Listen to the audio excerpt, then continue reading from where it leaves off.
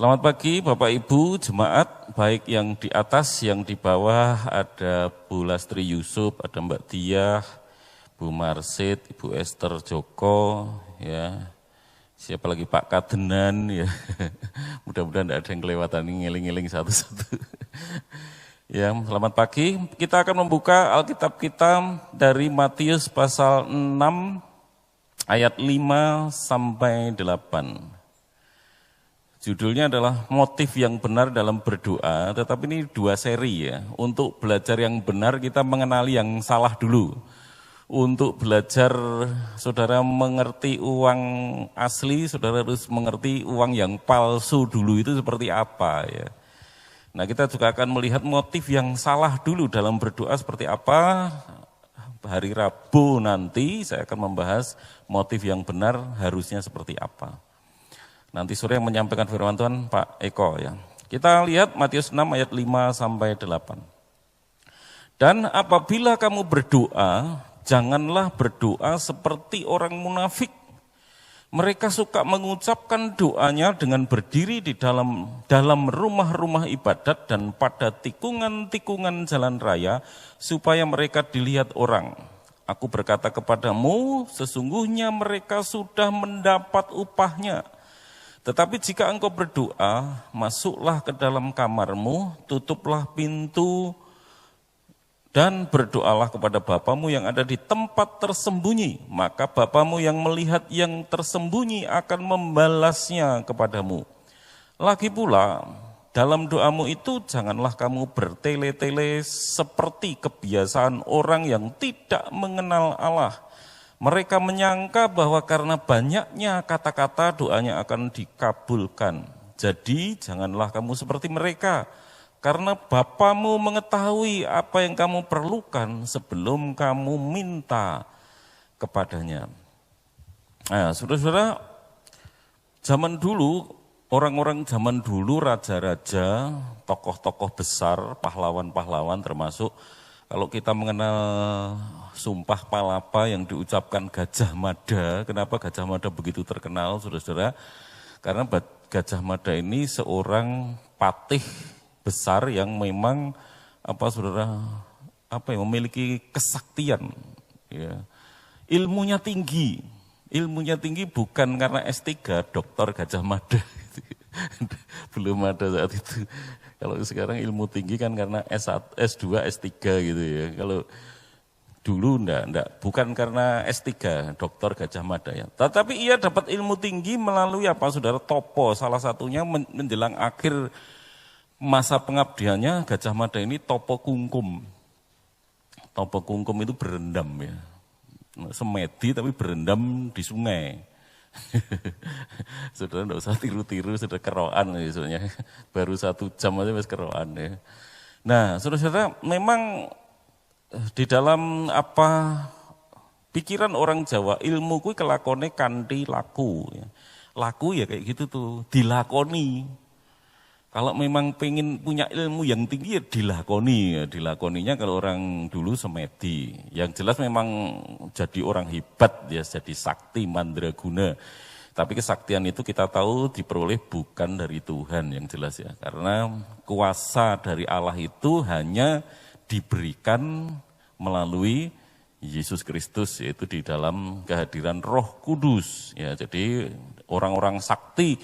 Tetapi kita lihat saudara-saudara, memang ya itu doanya orang zaman dulu semedi, topo, itu mengkhususkan waktu berada di tempat tertentu, dia betul-betul maksudnya itu dia berhubungan dengan Tuhan maksudnya, tapi karena tidak melalui jalan yang benar Yesus Kristus, ya yang datangi kuasa yang tinggi juga ya, bukan maha tinggi, kuasa yang tinggi, kuasa yang besar, tapi itu kuasa kegelapan. Memberi kesaktian kepada mereka, saudara.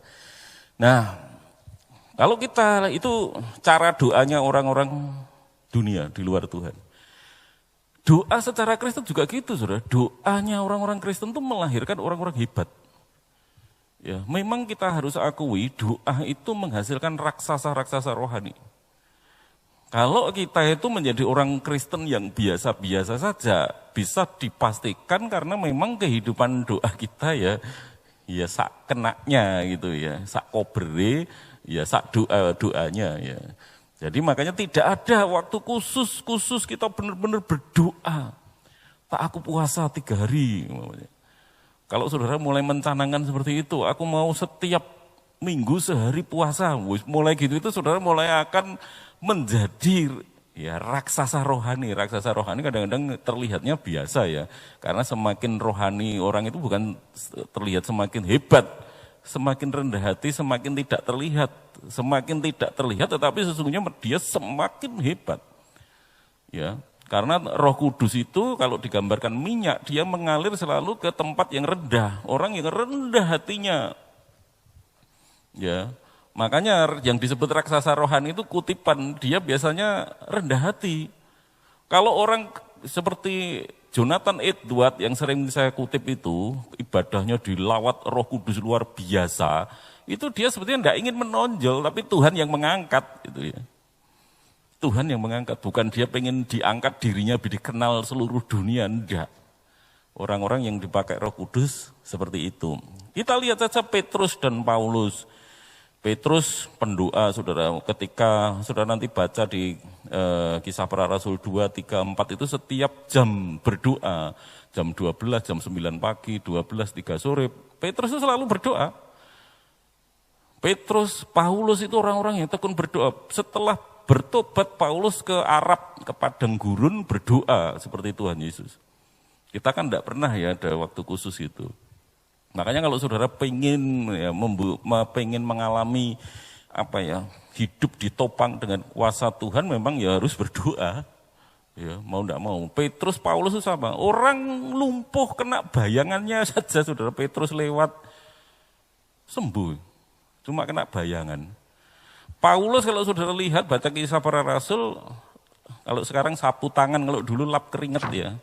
Lap keringatnya itu saudara, itu orang sakit ditumpangkan dalam nama Yesus sembuh. Ya.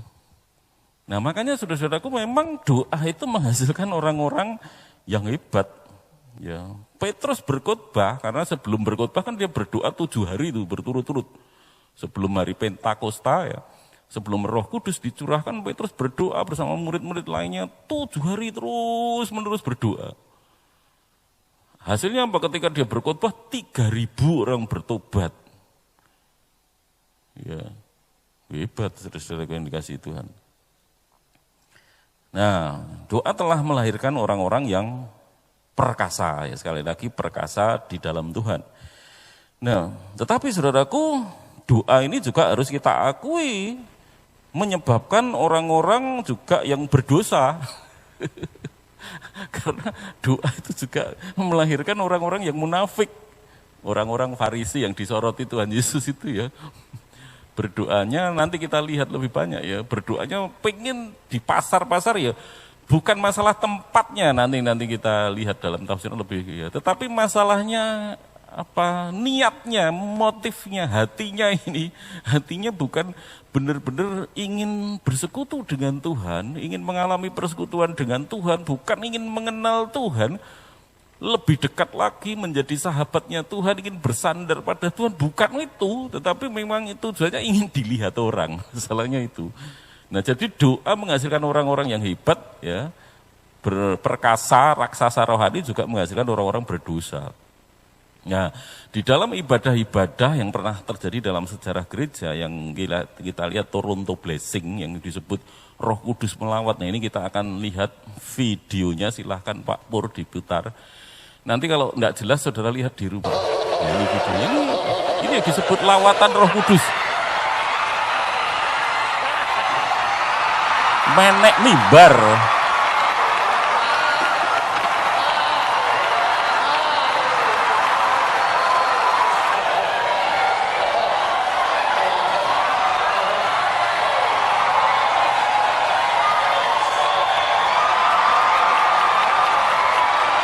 Setelah itu nari-nari, itu nari-nari, itu yang disebut menari dalam roh.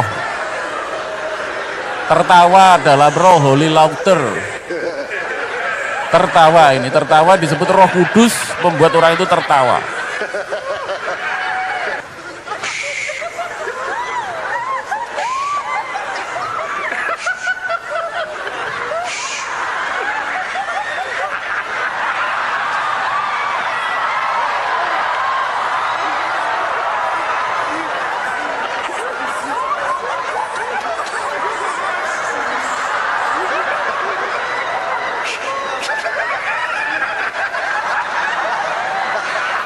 Nah ini disebut tertawa kudus karena Roh Kudus. Ini Toronto Blessing kalau saudara pernah dengar ya.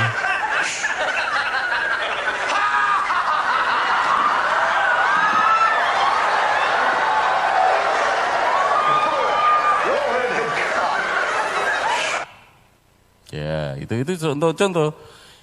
Sekian banyaknya orang ya. Beribadah itu kan sebetulnya termasuk berdoa. Di situ Laugh harder too. It's so funny now. It's so funny. Ya, terus menerus berdoa. Segala sesuatu awal berdoa sambil menyembah, nyanyian pun kita berdoa menyembah Tuhan ya.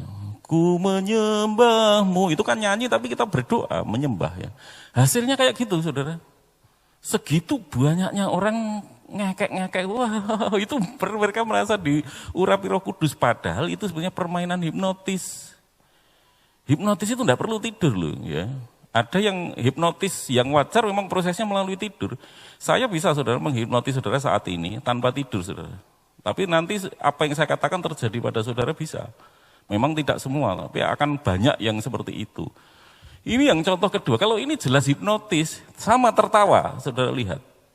Nah yang kedua, ini tertawa, sama. Laugh harder too. It's so funny now. It's so funny that you're laughing so hard you can't stop laughing now.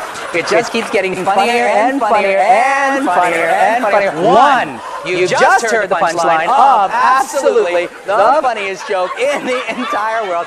This thing is the funniest thing you have ever heard in your entire life. And when I stamp my foot, it gets 10 times funnier. 10 times funnier, Sean. It is the funniest thing you have ever heard in your entire life. Funniest joke in the whole world. Wow, it's the funniest joke in the entire world.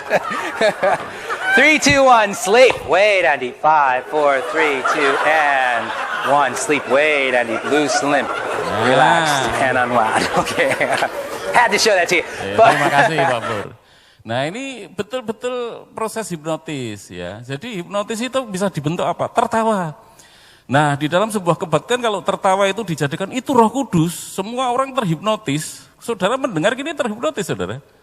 Makanya dengar ajaran salah saudara terhipnotis yang salah juga. Kayak ibadah tadi tertawa dipikir itu Roh Kudus padahal enggak. Ini yang ketiga video saya ya. Yang pernah saya pasang di status. Hanya ini perintahnya, kamu mau ngomong, ini di radio bawahnya. Seperti ayam ya, kamu ngomong seperti ayam. Jadi dengan anak sekolah ya. Nah ini melalui proses hipnotis tapi melalui tidur ringan ya, tidur ringan. Kalau ini, nah, tok.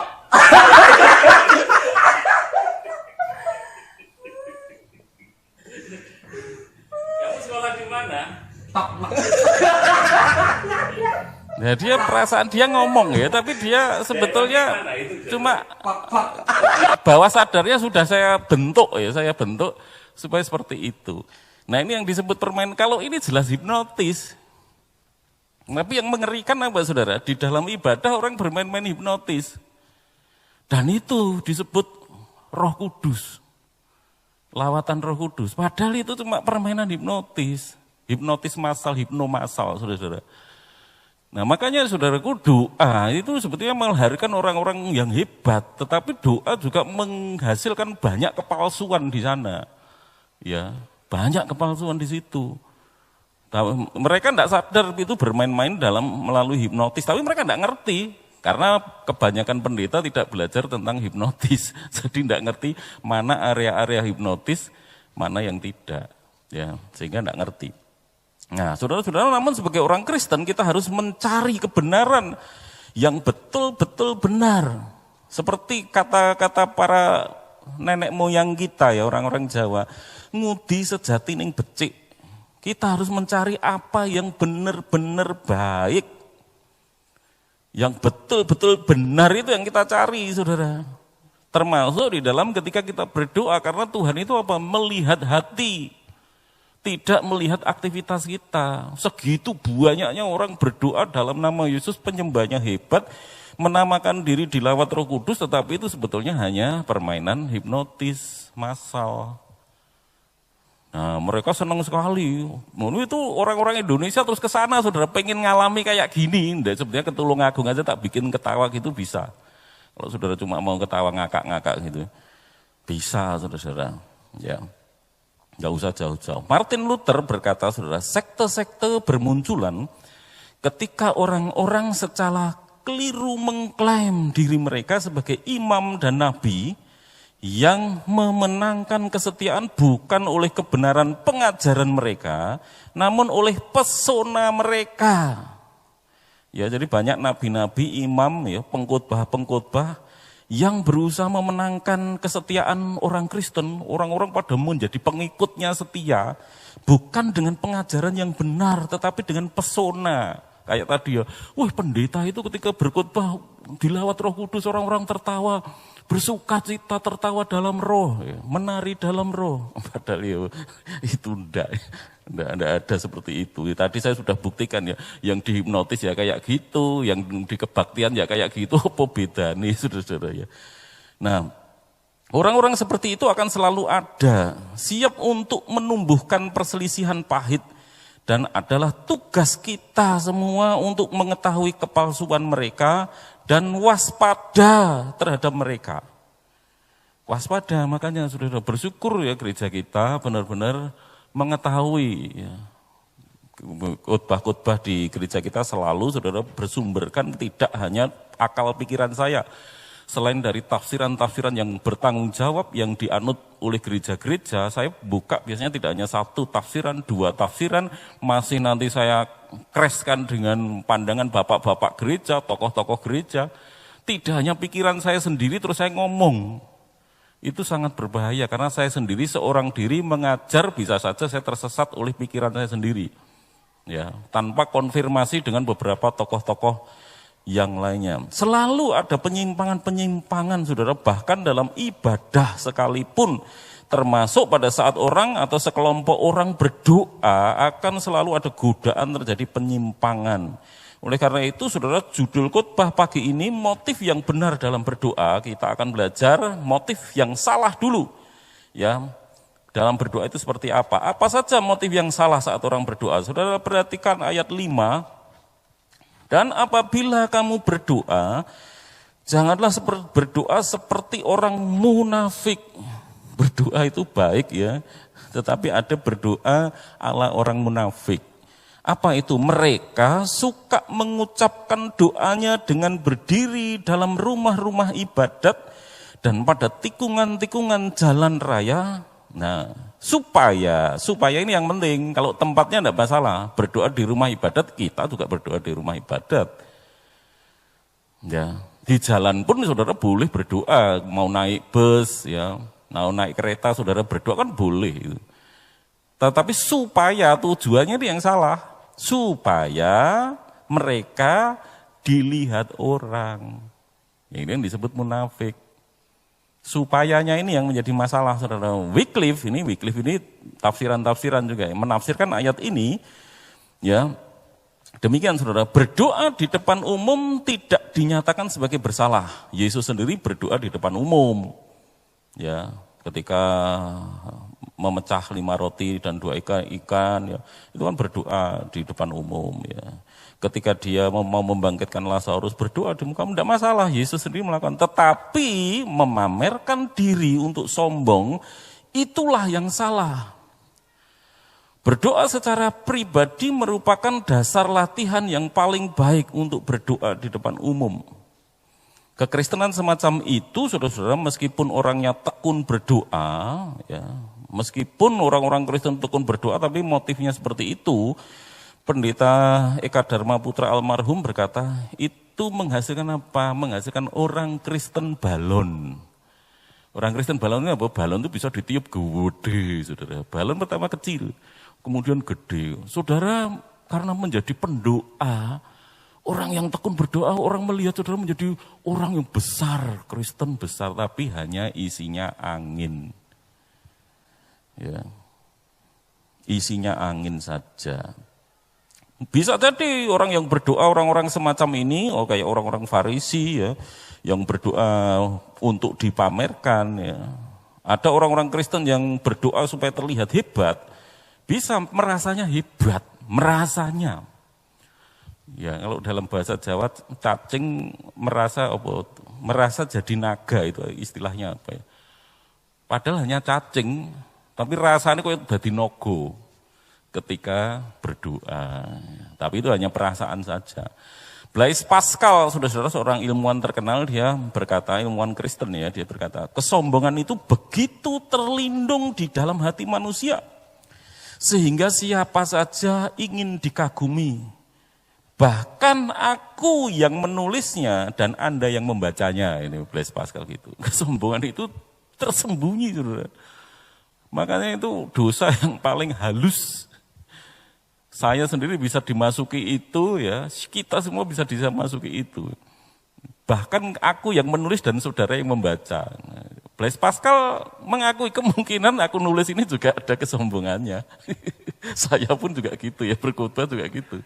Sama aja. Makanya kita harus hati-hati, saudara, terus memurnikan diri kita supaya kesombongan itu sangat halus ya, supaya kita semakin menyadari dan supaya apa? Kita lihat Tuhan melihat hati.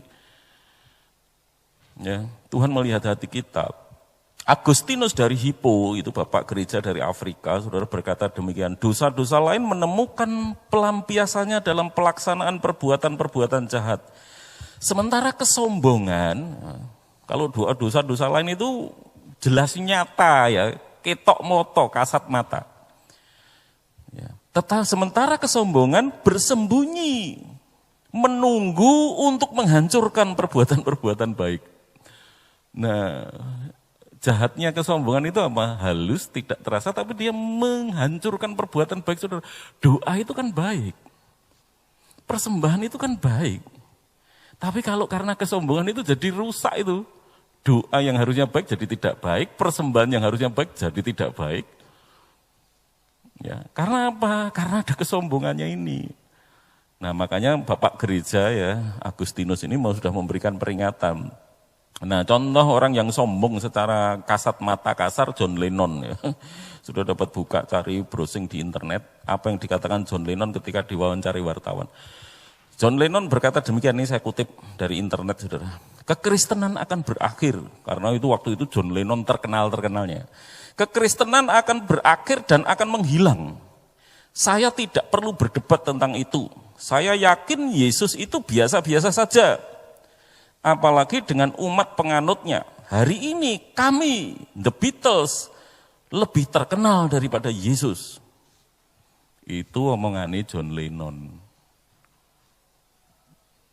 Nah, akhirnya saudara lihat sejarah endingnya, apakah kekristenan berakhir seperti omongannya John Lennon? Tidak, dia yang berakhir. Ditembak orang.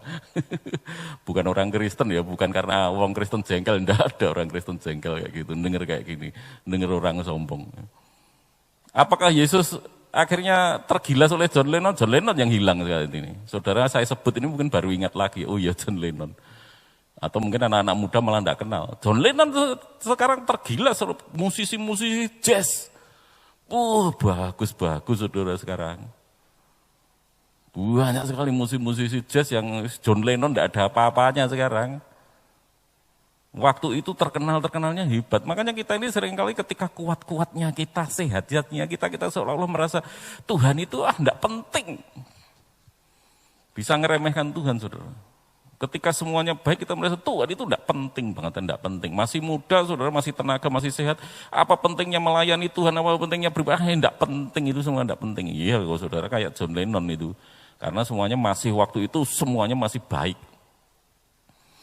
Ya, tapi tidak ada yang dapat mengalahkan Tuhan, saudara-saudaraku. Ya. Percuma melawan Tuhan.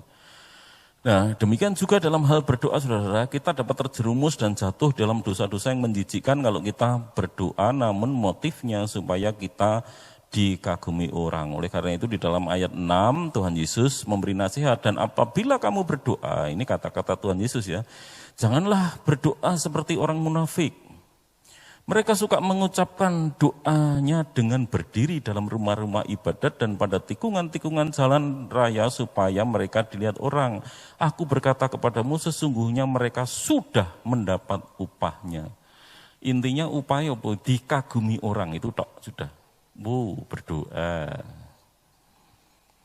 Ya makanya pergumulan kita saudara, bagaimana saudara berdoa mau makan di rumah makan, itu pergumulan. Kadang-kadang saya risih ya, orang melihat saya terlihat berdoa kok, ini nanti saya godaannya pengen pamer nanti. Apakah kalau gitu kita menghakimi setiap orang berdoa di rumah makan berarti pamer? Ya tidak juga. Asal orang saudara benar-benar tujuannya mau berdoa mengucap syukur boleh. Tetapi sesungguhnya jalan tengahnya menurut saya doa itu tidak harus merem. Sekali lagi ya, paling bagus itu menurut saya doa tidak harus merem. Saudara bisa melihat nasi saudara yang sudah siap, Tuhan terima kasih, sucikan, kuduskan, ini semua karena Tuhan, karena berkat-Mu. Saya sambut dengan ucapan syukur dalam nama Yesus, amin. Makan. Ya itu saudara tidak terlihat berdoa, tetapi berdoa.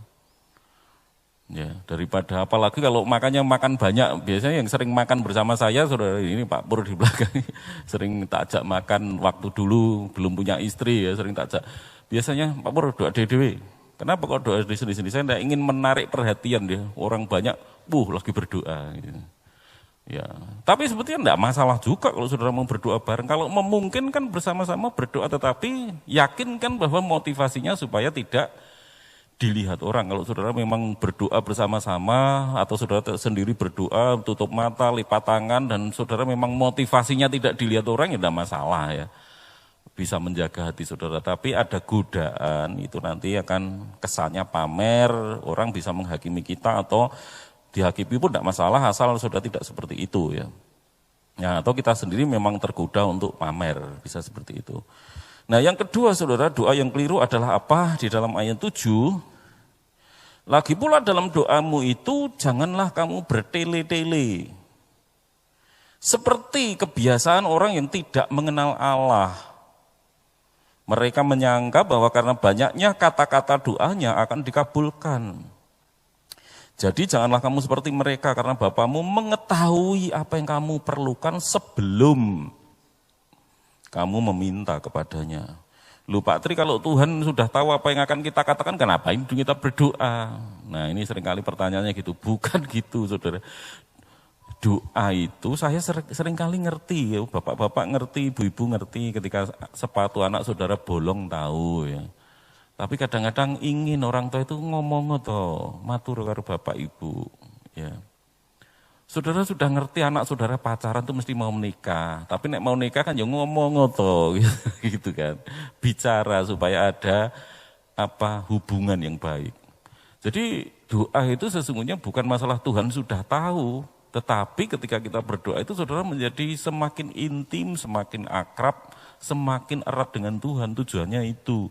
Jadi ini bukan masalah kata-kata yang indah. Ya, makanya saudara ketika berdoa tidak perlu pusing, aku raiso lo berdoa dengan kata-kata yang bagus itu Pak Tri. Aku nak diminta doa persembahan, aku tidak bisa lo berdoa dengan kata, tidak perlu yang bagus-bagus. Oh Bapa kami yang di surga, yang maha mulia, yang bertahta. Ya kalau saudara memang punya pemahaman gitu tidak masalah. Tapi aku itu simple Pak Tri berdoa. Bapak kami akan memberikan persembahan, inilah yang terbaik yang dapat saya berikan. Berkati dalam nama Tuhan Yesus, amin. Ya tidak apa-apa. Ya.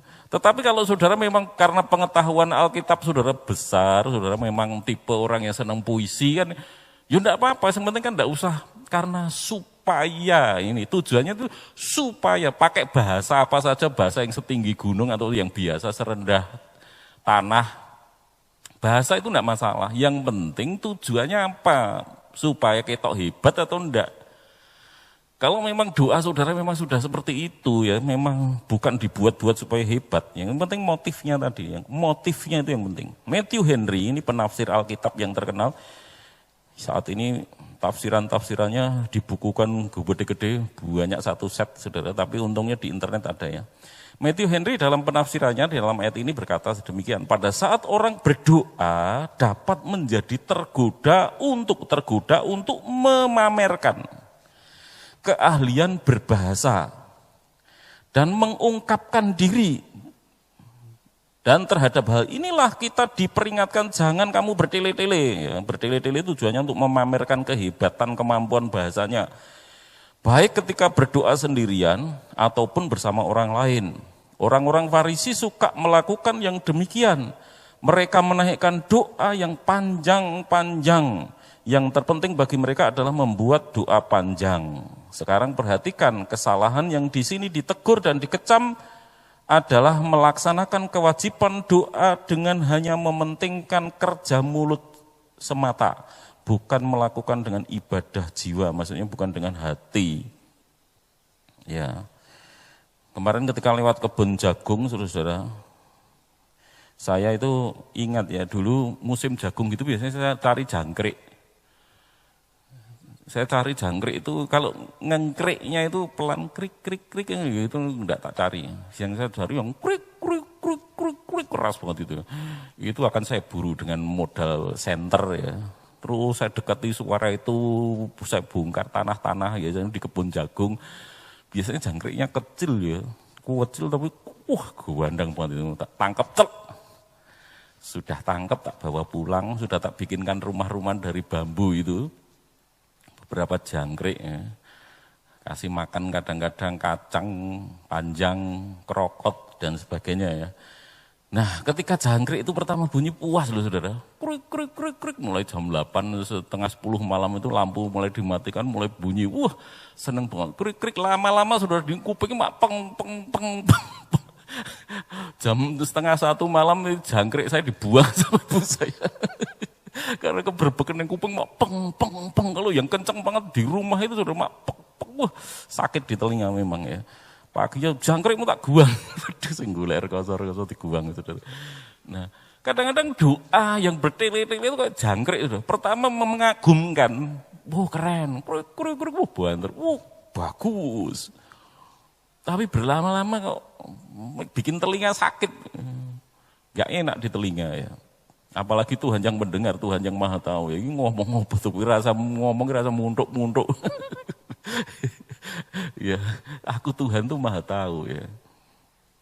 Jadi makanya saudara-saudara berdoa tidak harus panjang lebar ya. Tapi bukan berarti saudara menghakimi kalau ada orang yang pakai bahasa tinggi, karena kemampuan bahasa setiap orang beda. Ya, memang ada orang-orang yang puitis kayak Daud. Daud itu kan tulisannya puitis ya. Doa-doanya puitis. Ya enggak apa-apa, asal memang bukan tujuannya untuk pamer itu tadi loh. Bukan tujuannya untuk memukau, membuat orang terpukau. Kalau saudara pakai bahasa tinggi pun, tetapi tujuan saudara tidak tergoda untuk memamerkan karena memang itulah saudara, ya berdoa aja. Makanya kita juga dilarang menghakimi, yang penting itu setiap kita tidak usah menghakimi orang, tetapi ketika saya berdoa, nah itu yang penting. Ketika saya berdoa, itu berdoa dengan tulus, ya, dengan tulus. Nah, dalam doa, ini perkataan John Bunyan. Ya. John Bunyan berkata begini, dalam doa lebih baik memiliki hati tanpa kata-kata daripada kata-kata tapi tanpa hati.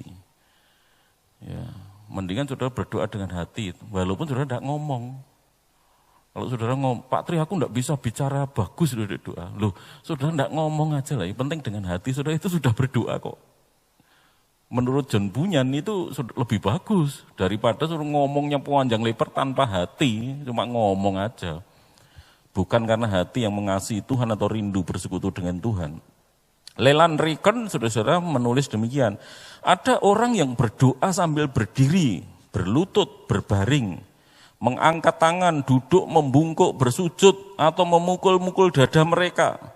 Aktivitas jasmani melambangkan keterlibatan seluruh keberadaan diri di dalam tindakan berdoa. Tetapi lambang jasmani, aktivitas jasmani itu hanyalah signifikan, hanyalah berguna, penting, jika secara akurat mencerminkan sikap hati terhadap Allah. Nah jadi boleh saudara-saudara berdoa sambil mengangkat tangan, duduk, sujud, bertelut, ya. Boleh sudah lakukan dengan apa? Kedua tangan terangkat tidak masalah. Yang penting kalau itu dilakukan dengan hati. Jangan sampai kita dengan tangan, dengan sikap fisik, gerakan-gerakan tubuh yang hebat, tetapi tanpa hati yang mengasihi Tuhan, menghormati Tuhan, tanpa hati yang rindu menyembah Tuhan. Nah, saya ingin menutup saudara-saudara, kalau sudah perhatikan anak-anak TK yang sedang senam, musiknya sudah dimainkan, ayo anak-anak gerak. Iki ndekne tenagane saudara. Gitu karo lihat terus ayo apal mereka nirok ke guru tapi gerakannya memang asal gerak keluar keringetnya ndak ya. Nah, itu gerakan-gerakan tanpa makna.